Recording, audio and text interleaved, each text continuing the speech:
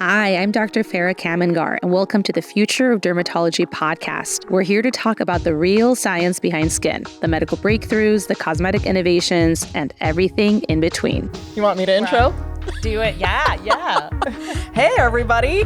Welcome to the Future of Dermatology podcast. We are here in Napa, California, 2025 at SF Derm. Is it the 104th SF Derm? 104th. Yeah. The society was established 1921, second oldest derm society in the country. Incredible. That's amazing. And here we sit today in our Call Her Dermie sweatshirts. Yes. Call her Dermie. We've arrived. I'm loving the merch. It's so comfy, so cozy. Yeah, this is our new look, guys. This is our third year going to the podcast. And you guys know everyone well, of course. Steph, Cullen, our podcast producer. You know me. I'm talking all the time. And then Chandler Johnson, of course. Hi, everyone knows super well. Yep.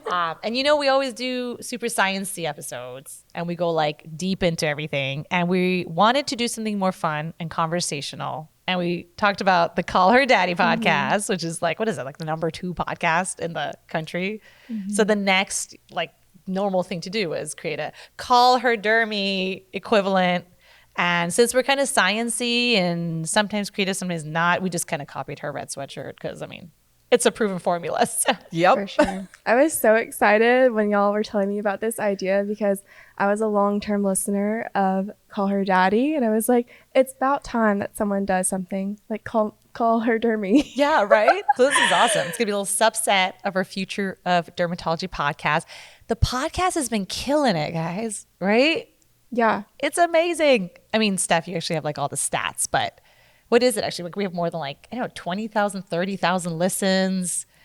Something crazy impressive anyway. So That's awesome. in the last, since we started, so our lifetime here, and I'm looking at YouTube right now, we've got over 20,000 views. That's just on YouTube. Just on YouTube. And then on all the podcasts, and that could be anywhere from Spotify to Apple to any of the other podcast platforms that you listen to podcasts on, we're at 7K downloads already. Okay. And then there's other groups that have taken our podcast and put it on their platforms too. And they send us like their thing and it's like 5,000 to 10,000 or so downloads there. It's kind of really cool. Yeah. You know, something crazy happened. On one of our episodes, ads started popping up and I didn't know how that system works. Right. So I called Steph. She was like in the middle of a shoot. She was with like cowboys in Idaho shooting some really cool thing.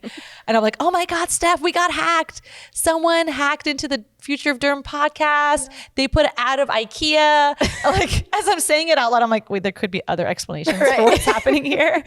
And so I was like, no, if you hit a large enough number, which is a small subset of podcasts that like get this honor of having like a IKEA podcast, That's exciting. or something.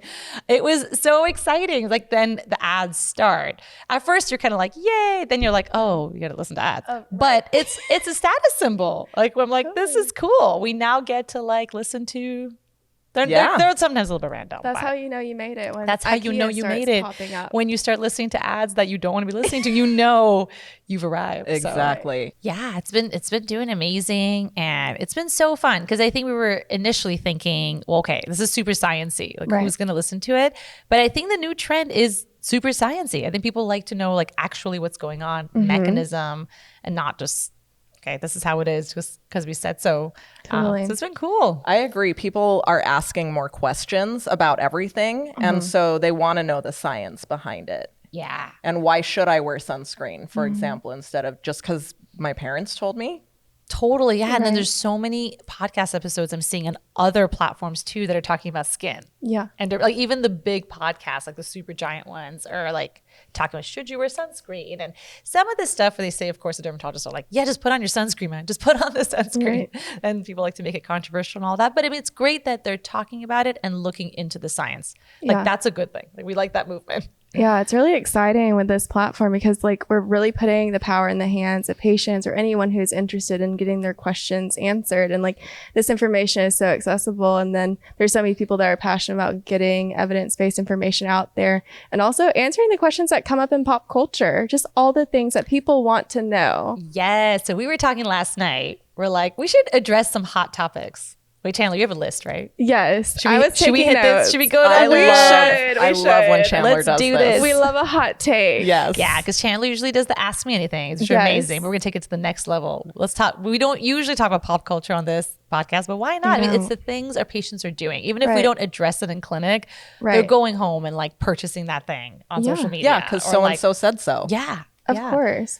And then one of the things that we were talking about last night is the ponytail facelift that we've been seeing a lot about. Yeah. So yeah, this was like the whole Kris Jenner Right. thing. What was up with that post also? Like the one that went viral and she's like Yeah. holding a random plant and I talking apparently about? I don't pay do you know what I'm talking attention. about? Maybe I missed. Okay, maybe she's holding something else, but it's like Maybe. her and the guy that does like their makeup, Oh. Chris Appleton or whatever. I'm going to need photo evidence of Okay, this. is it just me who just saw this one video? Maybe Was this there's AI? more. Was this AI generated? But so she's kind of like doing a little dance. Okay, we got to find. I've this seen her and, like, looking post it. snatched. She looks good. So what's happening now is with facelifts, instead of going like the vectors going horizontal and kind of vertical, they're doing this like kind of round ponytail pull up situation. Okay. So they're kind of changing these are the plastic surgeons, not the dermatologists, but they're changing the vectors. We've kind of always been doing this in derm with the way when you're contouring with some lasers. Okay. You can get up in there. You can push things to Yeah. like certain vectors. it. You could do it to some extent with fillers. We got this. So I'm kind of like, if people are trying to do these things, come Right. see us earlier and then like just put off the facelift as long as you can. Exactly. And just get like one good facelift at a certain time. But you can do a lot of this with lasers And I feel like anything that requires general anesthesia, I'm like, okay, Yeah. I'm out. I have left the Yeah. chat. Like, if I'm having to get intubated for something, I'm freaking Yes. out. Like, I feel like a lot of people probably resonate with that. Like, what can I do that's more minimally invasive? Maybe a little less downtime for recovery. Yeah. And I feel like having the whole ponytail facelift would like put Yeah. me down and out for a minute. it'd be a little bit of recovery, with that one. So yeah, come see us, come see the derms. We got the science, we got the machines, we got the contouring devices. But Yeah. that is a hot, everyone wants this face now. I know. I feel like it's changing now, right? It's going from like the pout to like the Right. up. I'll look at myself in the mirror and I'll do that with my Yeah. fingers, and I'm like, how can I make this stay? Because I can't walk around like That's this. true, right? Yeah. This is the classic thing. Like you'd be like, oh, now it's like, Right. Like, that's more than gua sha. yeah. You're gonna need a little more than like some jade crystals going on here. Literally. Okay, well, that's good to know that we have some options before I have to find out who her We plastic do. surgeon is Yeah. in a minute. Like we're all actually in our 90s here. I mean, these lasers work. Yeah, putting in work for us. Don't give away my age. We're actually older. I'm gonna put Chandler on the spot. We were at dinner last night and Oh she got my carded, and me and Steph are sitting there like, okay, should we get our No. no. Like I told y'all Nobody last was carding night, us. I was like, they saw how short I was. I was like kicking my feet under the table. They were like, I don't know. I was okay. just as short. I'm My short feet also too. didn't reach. My feet also didn't reach the floor. Common misconception: I you don't don't know. grow taller as you get older. The feet don't If touch only. the ground. I just wear higher and higher platform Yeah. shoes. Okay, what else were we talking about last night? We were talking a little bit more about like relationships and medical training too. That was fun. We were spilling the tea last night. were. We were sitting there with the guys. We were with Peyton Smith, of course, Yes. and all of our colleagues, and we were getting the down low on everyone's dating lives. Right. We won't spill all of it here, but Right. or maybe we will. No, we won't. On camera. I think Maybe- that- should we? We should. It is call her It's Dermie. Call Her I mean, if we're Dermie. going to push the envelope, we should. Let's maybe not push the Then I envelope. can hear all of But- y'all's hot takes. Honestly, I need all the advice. Yeah, but I think one common thread though was relationships and medicine are difficult. Yeah. It's not an easy road. I mean, you're moving, the person you're dating maybe is at a different state. Right. Like there's so many changes, and then just the intensity of how hard you have to work. I mean, I don't know the exact stats, but I know like relationships failing in medicine is Right. pretty high. And I've seen statistics, and I don't have them in front of me, but like they break it down by specialties with like relationship or marriage satisfaction. That's true. Oh my God, I'm going to look that up as you're chatting. I think that'd be really interesting to look at because, there's certain specialties that obviously like have higher satisfaction rates, and it's probably because of time that you're able to spend with your partner. And I would imagine that in dermatology, that would be a field where, okay, fingers crossed, hopefully there are higher satisfaction rates with marriage and like relationships. But I remember seeing posts probably on social media. Let's see. This is from Claude AI. So, I mean, again, Okay. I'm not like We It's are still not paid thinking. to say that. We're not paid to say, oh, yeah, no, we're not. Yeah. But let's see which. Well, and while we're waiting too, one thing I can imagine as well is like you're at different phases of your life. Yeah. Right. If you're not dating a doctor or another med student, this other person, they may be in school, they may not be in school. Like, for example, I did date for a second, and the person I was dating was looking at retirement, and I was just starting my career. Not to say that our age difference is that massive, but that's just where we were in the stages of our lives, and that made a huge difference. Yeah, timing is everything. Yeah. Like where you find people where they're at, and like, Right. do they want to accelerate what they're doing in the workplace or just chill? Yeah, exactly. And so that could be part of it. I mean, I don't know. I didn't. No, that's a good study point. it A There's enough. large nuances. portion of the population is probably not working like to that intensity Yeah. of like applications and all of that. So this says, and again, I don't know what there are some references here, but let's just take it as it is. But top 10 specialties with highest marriage satisfaction. 91% pulmonary medicine. Seems random. I Right. feel like the ICU, maybe they're predictable. Maybe they're predictable hours. You Right. have shift work. Shift work could be. What is pulmonary? I'm thinking pulmonary critical care. Is that right? That's what I'm That thinking. seems quite intense, though. That I'm seems like, oh my intense, gosh. but they being do in have the shift ICU. work in the Okay. ICU. Some of them also have like sleep medicine centers. So Good I mean, point. you know, so Yeah. 90% ENT, otolaryngology. Seems like a stable enough. And again, who knows about this data, right? Where's it coming Right. from? 90% diabetes and endocrinology. I feel like endocrinologists are probably happy. Yeah. 89% ophthalmology. It's given the like really close together. And then, so anyways, it's going GI, neurology, cardiology, general surgery. Okay. I just feel like if dermatology is not, okay, let me just say, where would you I'm like, place dermatology? I'm like hopefully waiting. I'm like, is it in the top? Yes. And looking at 2024 data I just shared, dermatology actually ranked quite low at 70% marriage satisfaction, y'all. placing it 25th out of the 25 specialties. Wait, the last? Whoa. This is tea. Why? This is tea. Oh, are we crazy? Oh my gosh. It's Do I have not to us, repeat though, everything? It's the spouses. Who would Obviously. leave a derm? I mean, Obviously. yeah. I mean, come on now. We have sunscreen all day, Yeah. Botox Right. at cost. I mean, you all look fantastic. Do we talk about those lasers, the ponytail? I mean, we have the lasers in know. our offices. Maybe it's like nagging about putting Yeah. on more sunscreen. And even it says, Maybe it that's says what this it is is. quite surprising. Yeah, we nag them We too much do. about sun protection. This is quite surprising given that dermatology is a widely considered one of the best lifestyle specialties, which honestly I don't know anymore because and this is something that's like kind of not understood very well in large healthcare. But I've, worked in very large centers. I've been the chair of our department, having like a lot of dermatologists. And like what you realize is we actually as dermatologists see more patients a day than some of our colleagues in primary care. Like we could see 30 or 40 patients coming through our office, whereas a primary care colleague could have like less than 20. And then the in-basket messages that you get, which is a whole new thing now, is really proportional to how many patients you see. So Right. like we had a study for 3 months within our 19 dermatologists, we had 100,000 inbox messages that were coming in. So the time that we're spending outside a clinic is actually increasing too. Yeah. So I don't actually know, maybe if you're in private practice and have a very specific kind of practice, but if you're doing the regular thing that everyone else is doing, it's not as Right. like, I think the administrative burden has gotten us Yeah. because we're high volume.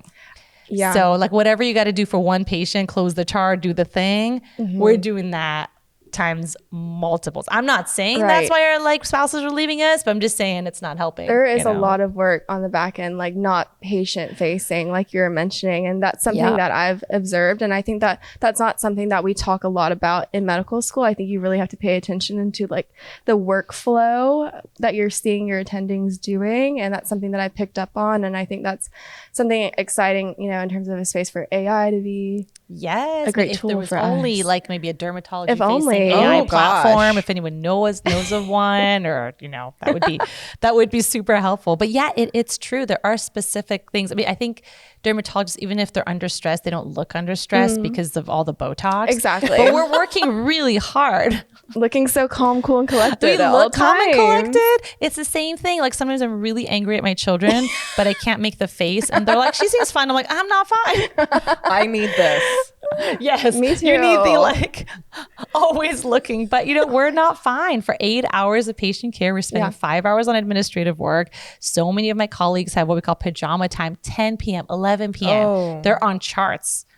Like, man, that's a whole thing, right? So anyways, long story short, leave it up to me to take it down to the practice management side. Back to fun topics. No, I love it. I love it. But hold on, this is funny though. Possible explanations. Okay.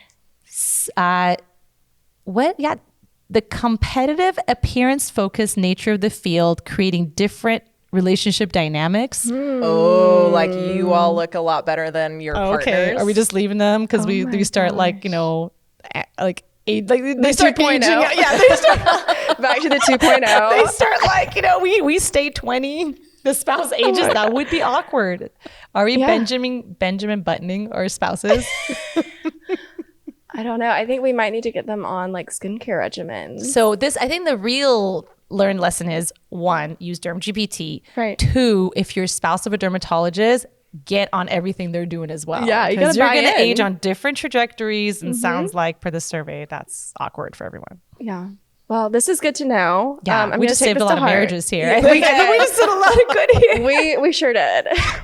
Okay, let's see. So speaking of skincare regimens, Yes. another thing that we were talking about yesterday is like figuring out how to kind of like ball on a budget. Like, how are we going to get the bang for the buck? Because so many products are so expensive, and I think a lot of them are overpriced. Yes. And I feel like a lot of people just want to get like a quick, easily accessible go-to skincare regimen, like from the store, from any like drugstore. And I might add, while you're about to answer that question, quick. Yeah. I have like 5 minutes in the morning to get myself together. It's true. And then get out the door. And you're the majority. I mean, there's like, the people on TikTok or if they're saying they're doing this like 10 step, but you got to realize like that's kind of what they do. Like that's their work is to create that content. Right. No one in real life has time to like sit there and do a 10-step thing. And like, it needs to be quick, needs to be effective.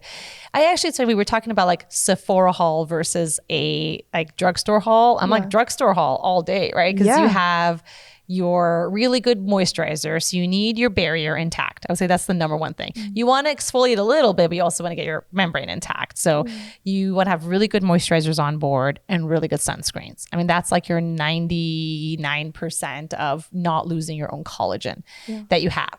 Then on top of that, actually we had one episode about the dermatometabolics of skincare. You want to be like re-energizing your skin. So like ingredients with like CoQ10, obviously the retinols, vitamin C. Those are like the hot item tickets, and they're not super expensive actually if you find like a good one. But there's so many good brands out there. They're not super expensive. And then there's the ones where you're just paying for the bottle. Like how fancy the bottle. Like some of my friends will message me now that they know that I'm going to be a dermatologist. They're like, okay, so should I get XYZ product? I was like, no. Like you are paying for the name here. Like let's look at the ingredient list together. And I think that's awesome. But it also takes like asking those questions to figure it out. Because I think people oftentimes equate like more expensive with better. But that's not That's so true. And that's just life. Like if you put a random higher number, like our brains think that item is better. If you put too low, like you almost are like, oh, well, that's not as good. It's so funny how we equate effectiveness and all of that to this like random economic, number set. And honestly, it's so fun to look at the marketing. Like I just went to AAG, and it's so fun to look at the different products that are available and test out all the sunscreens and make sure that if I like it, then I can recommend it to someone else. Like I like testing things on myself now. Yeah. Before and then clinical data too, because there's so many brands that will have just names of like ingredients, but if they haven't tested it to make sure those ingredients work well together and that they're actually getting to the part of the skin where it needs to work, because their skin barrier is created to keep things out. So you want to have it formulated so it gets to where it wants to work, and then be bioactive and work at that level, and then not have their products like cross interfere with one another. Sometimes you put like 2 or 3 things on, and then it's what's called pilling, where like you start to get those little white, Been like there. like then you've deactivated all your actives. And so that it's always almost like happens to me. so it's almost like you all this money you spent all this time, you've deactivated.